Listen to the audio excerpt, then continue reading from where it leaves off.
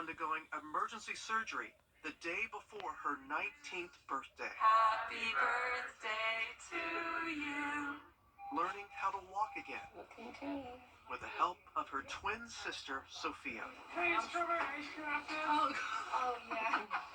After a grueling month of rehab, Isabella then moving on to several rounds of radiation treatment. I just finished radiation therapy and I got to ring the bell yesterday. It was great. It was very exciting because it's been a long 30 sessions.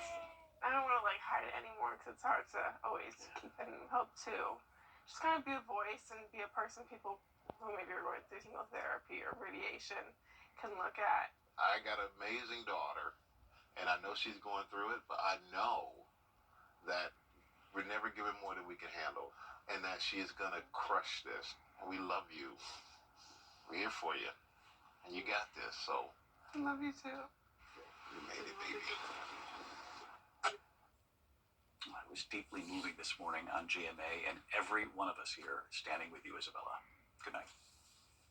Thank you for making World News Tonight with David Muir, America's most watched newscast. Friday is a Viper 6 alert day. It will be another very windy day with wind gusts up to 45 miles per hour. Those winds could be even higher if we have some severe storms develop. We also have that threat of severe weather. All of those details coming up.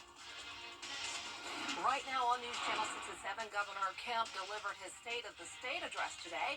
We'll let you know what he says after the top legislative priorities for 2024.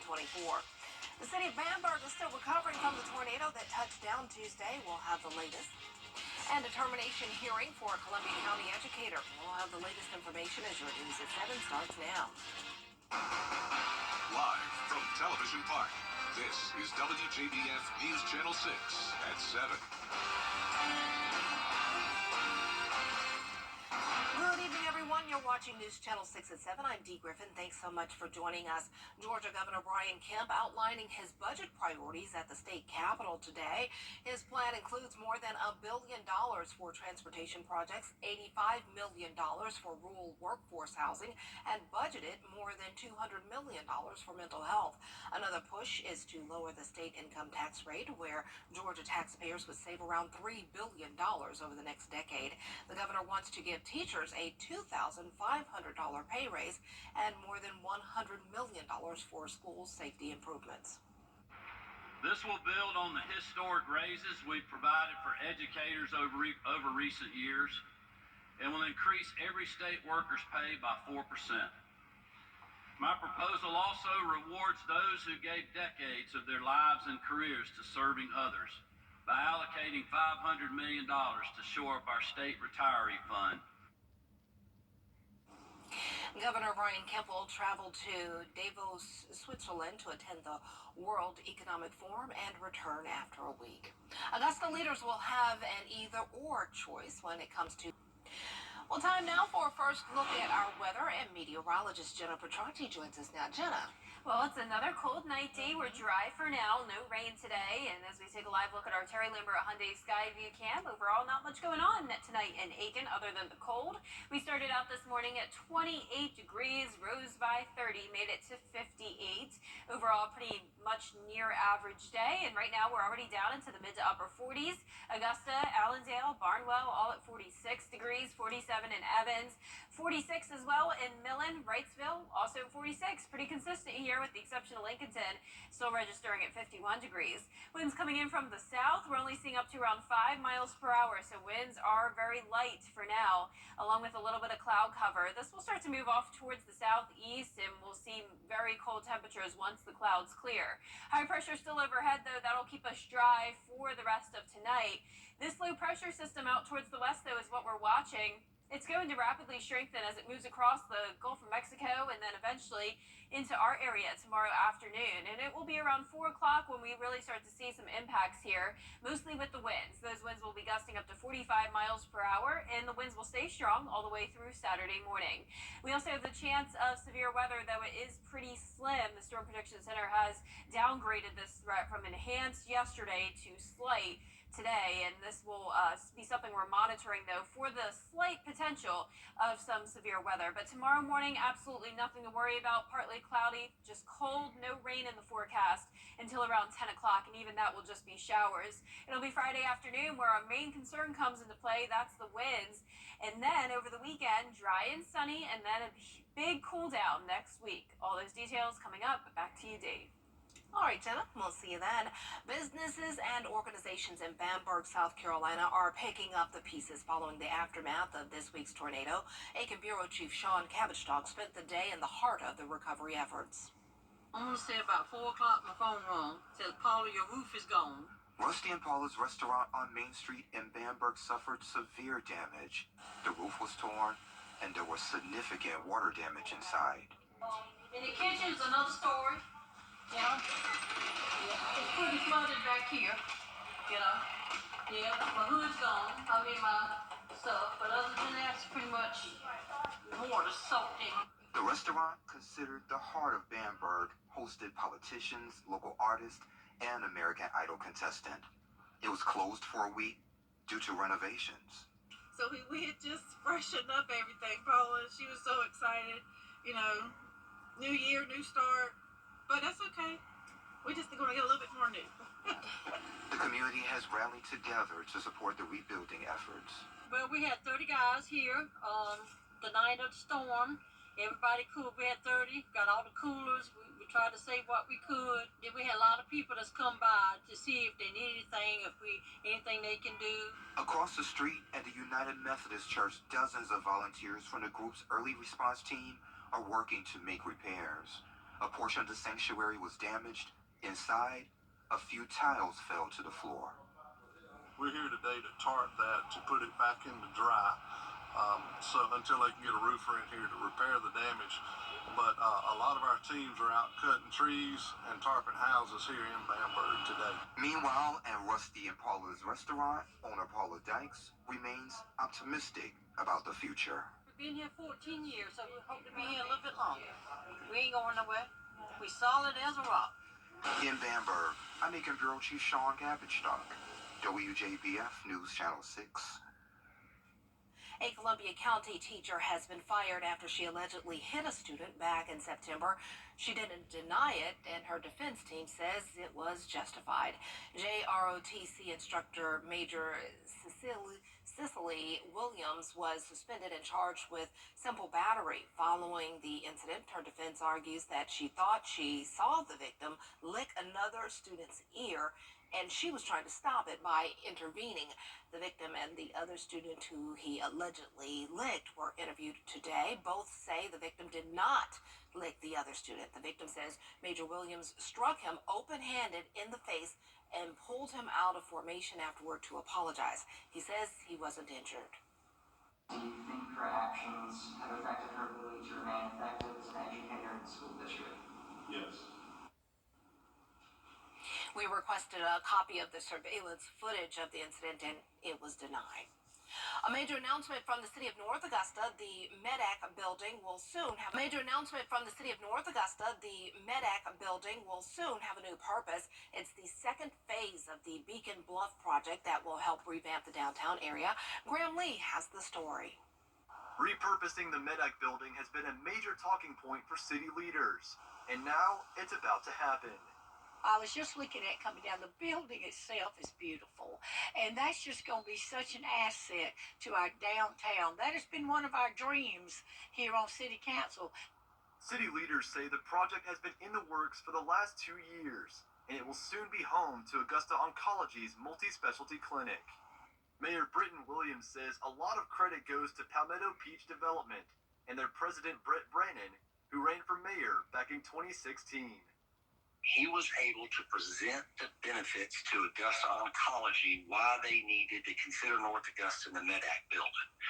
Our role literally was only to assure them that we wanted their investment and they would be a big part of what is happening in this whole process of connecting downtown to Riverside Village. This move will bring more than 200 jobs to North Augusta, along with the most advanced radiation treatment offering in both South Carolina and Georgia.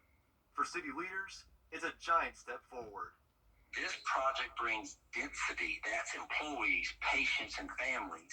And those people are going to spend money. So we now will literally have a connection point from downtown, Beacon Bluff, the Medac, down to Riverside Village, which is very exciting. We want to keep North Augusta as a family community, and this will definitely be part of that. A formal announcement will come Friday afternoon, with more details to come on the building in the future for South Carolina's riverfront. In North Augusta, Graham Lee, WJBF, News Channel 6. Up next, celebrating Black excellence. We honor a woman celebrated for her resilience, diversity, and dedication to Augusta's professional landscape. Stay with us. Hey there, Georgia. On Channel 6.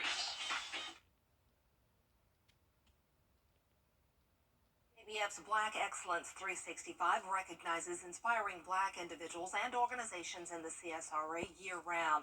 Recipients are honored with the Mary L. Jones Black Affirmation Award.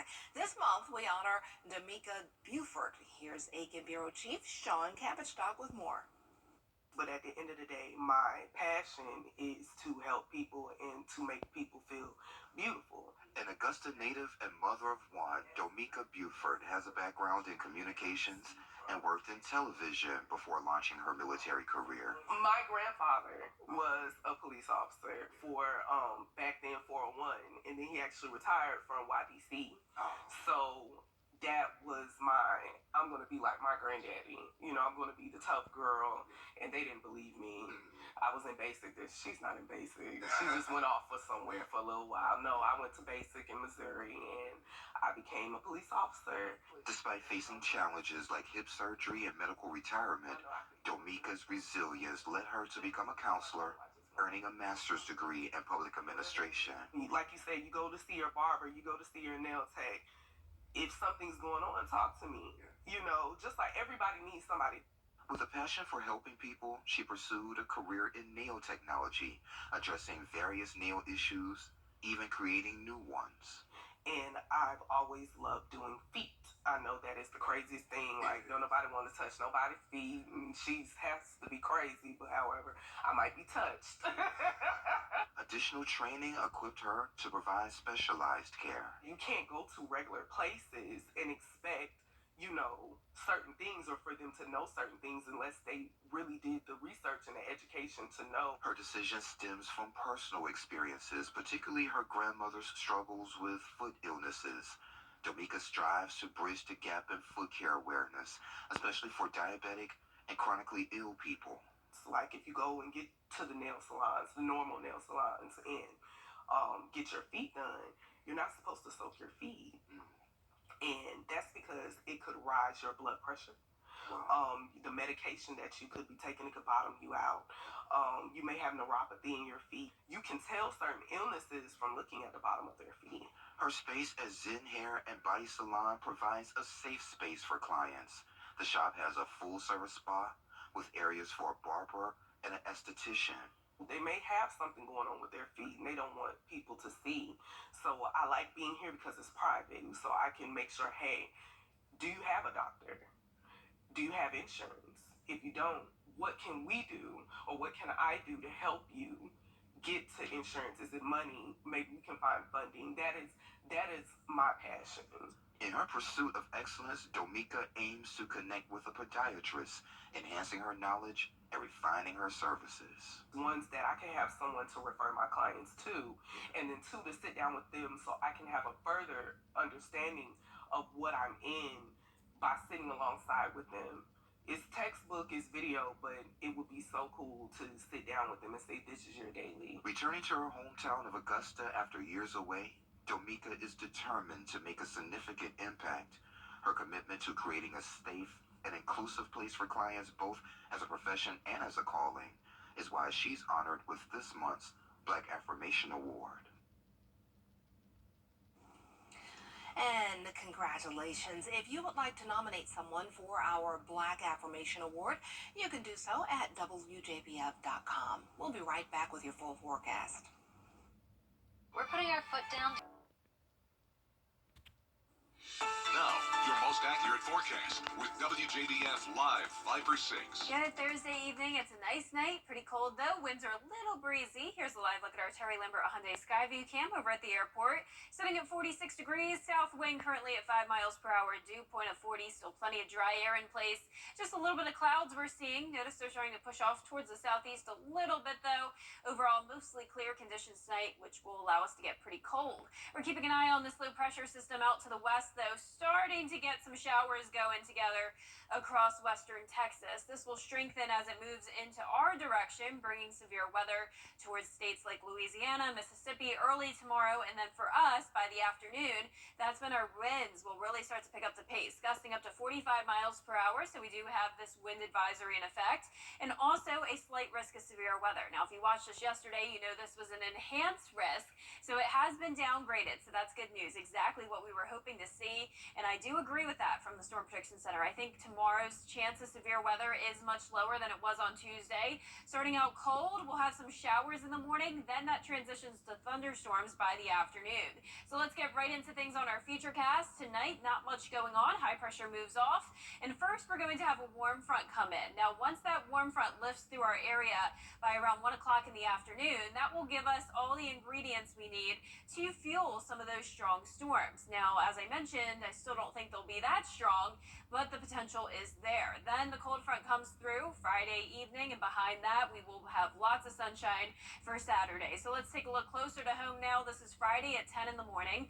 Nothing to worry about for Friday morning. We'll have this wedge set up in place before the warm front moves through, so that means it will be cloudy, a few showers, and way too cold to produce any strong to severe storms. Then by the afternoon, they really start to fire up here, and it's these cells we'll have to watch for the tornado chance, the hail chance, and also some brief heavy rain. And of course, you can see these wind barbs here. They are going very strong coming in from the southwest, so winds will definitely be our main concern.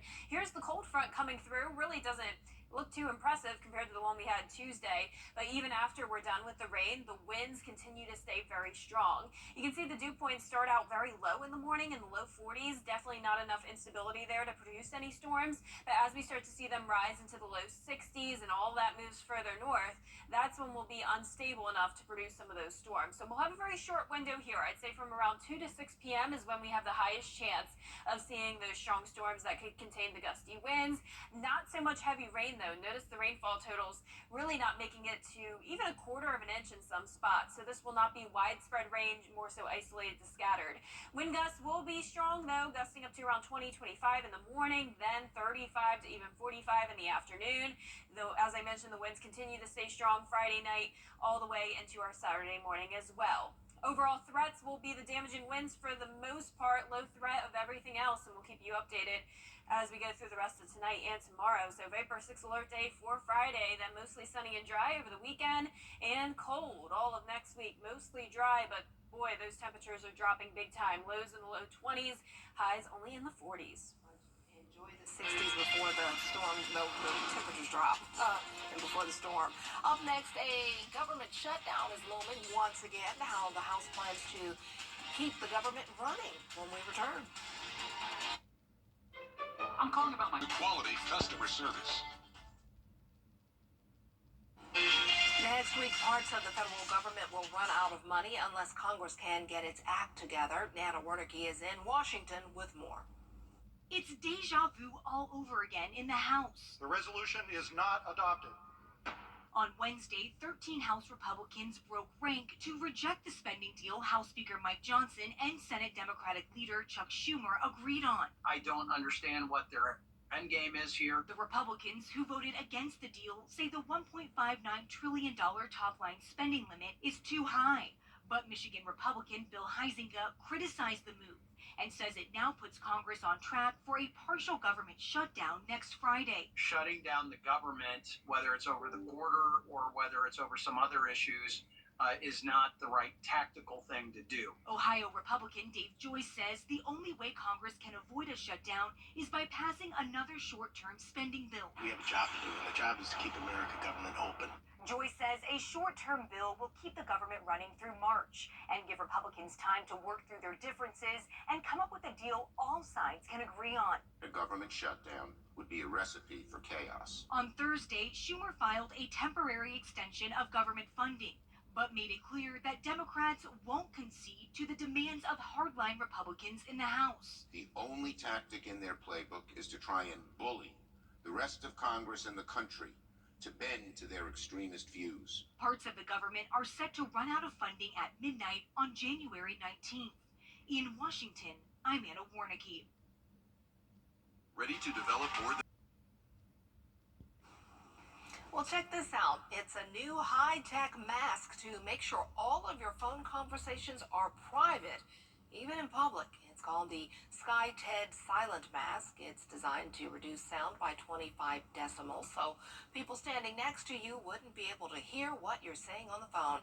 Creators say it's perfect for public places, especially on airplanes and public transit. I like the idea. Wow, that's really cool. I mean, I don't think I ever mind people hearing what I'm saying, but I feel like it's more so a burden to them, like it's annoying them. So that's pretty cool. Well, I mean, a lot of people won't like it because most people I know or see in stores now, they just walk around with the phone on speakerphone and you can hear the whole conversation. I'm a whole aisle over and I'm like, yeah, girl, tell them such and such, because they just walk around with the phone on speakerphone. Yeah, and I cannot do that. I am way too shy for that. No. Well, for our forecast, we have a Viper 6 alert day in effect tomorrow. It will be a windy day. Also, the chance of some scattered storms that could be strong to severe, sunny and dry over the weekend. All right, that's our time for now. Have a good night.